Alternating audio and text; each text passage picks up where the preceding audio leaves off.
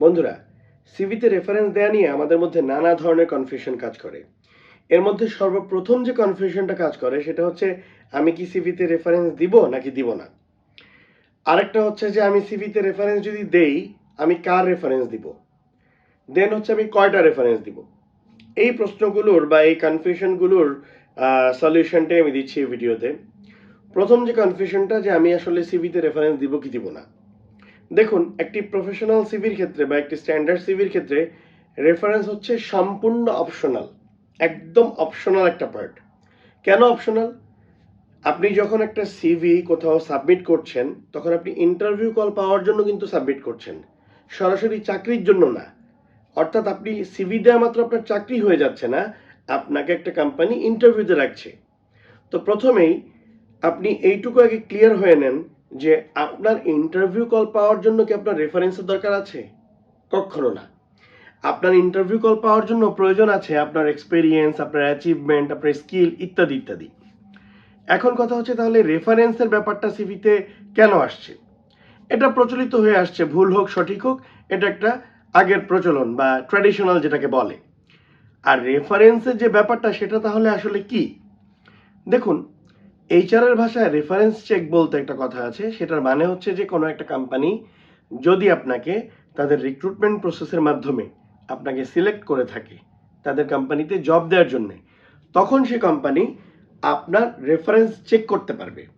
এবং reference check করার জন্য that company will ask for your references. অর্থাৎ কোম্পানি তখন আপনাকে বলবে যে আপনার প্রিভিয়াস অর্গানাইজেশন বা আপনি যেখানে পড়াশোনা করেছেন, আপনার কোনো টিচার, এদের রেফারেন্স দেওয়ার জন্যে। আপনি যখন এদের রেফারেন্স দিবেন তখন সে কোম্পানি কি করবে? আপনার সম্পর্কে রেফারেন্স চেক করবে। অর্থাৎ আপনি আগের কোম্পানিতে কেমন ছিলেন বা তাদের আরও যা কিছু জানার আছে তারা জানতে পারে। এটাকে এইচআর এর পরিভাষায় বলা হয় রেফারেন্স চেক। এখন কথা হচ্ছে তাহলে আপনি ইন্টারভিউ কল পাওয়ার জন্য যখন ডকুমেন্টটা সাবমিট করছেন এবং সেই সময়টাতে আপনার সিভিতে রেফারেন্সের প্রয়োজন নেই। তারপরেও যেহেতু আমাদের দেশে অনেক ধরনের রিক্রুটমেন্টে কাজ করে থাকেন বা অনেকের অনেক ধরনের ব্যাপার স্যাপার থাকে, তো সেক্ষেত্রে আমরা বলি যে ফ্রেশাররা অ্যাটলিস্ট যেন রেফারেন্সটা দিয়ে দেয় তাদের সিভির মধ্যে। তো আবার এন্ট্রি লেভেলে যারা আছে 1-2 বছর কাজ করেছে তারা যেন দেয়, সো দ্যাট ইজিলি তাদের সম্পর্কে ইন্টারভিউতে ডাকার আগেই যদি কোনো কোম্পানি চায় কোনো খবর নিতে বা কোনো ইনফরমেশন নিতে, তারা যেন নিতে পারে। আবার হচ্ছে যারা ক্যারিয়ারের শুরুর দিকে সেলসে কাজ করে, অনেক সময় দেখা যায় যে সেলসে মাঠ পর্যায়ে যারা কাজ করে থাকে তারা একটা কোম্পানির কিছু পেন্ডিং রেখে তারা একটা কোম্পানিতে চলে যাচ্ছে, বা তার হয়তো অনেকগুলো ক্রেডিট রিকভারি করার ছিল বা কালেকশন ডিউ ছিল, সেগুলো কোম্পানিকে না বুঝিয়ে দিয়ে সে হয়তো সুইচ করছে। সেক্ষেত্রে কোম্পানি কি করে? আগে থেকে একটু ইনফরমেশন নেওয়ার চেষ্টা করে। তো এই জন্য যদি আপনার সিভিতে রেফারেন্স আপনি একান্তই দিতে চান, সেক্ষেত্রে আপনি দুটো রেফারেন্স দিলে এনাফ। এখন এইখানে আপনি কার কার রেফারেন্স দিবেন? দুটো রেফারেন্সের মধ্যে আপনি যদি কয়েক বছর 2-4 বছর কাজ করে ফেলেন, মানে 2-4 বছরের আপনার প্রফেশনাল এক্সপিরিয়েন্স হয়ে যায়, সেক্ষেত্রে আপনি দুটো রেফারেন্সই আপনার প্রফেশনাল লাইফ থেকে দিবেন। আপনি যাকে রিপোর্ট করতেন, আপনার লাইন বস বা আপনার ডিপার্টমেন্ট হেড, যদি আপনাকে সে চিনে থাকে বা আপনার সম্পর্কে জেনে থাকে, ওনাদেরকে আপনি আপনার রেফারেন্স হিসেবে সিভিতে ইনক্লুড করতে পারেন।